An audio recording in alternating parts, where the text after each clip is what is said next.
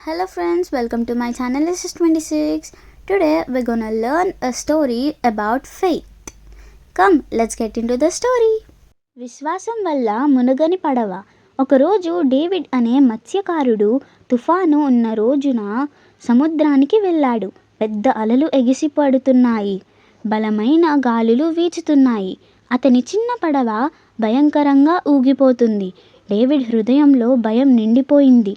అప్పుడు అతనికి తన అమ్మమ్మ చెప్పిన మాటలు గుర్తుకొచ్చాయి. యేసుని నమ్ము, ఆయన నిన్ను కాపాడుతాడు. డేవిడ్ కళ్ళు మూసి ప్రార్థించాడు.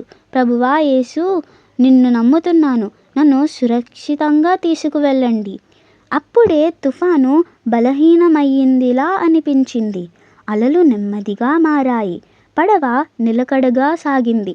ఉదయం అయ్యేసరికి డేవిడ్ సురక్షితంగా తీరం చేరాడు.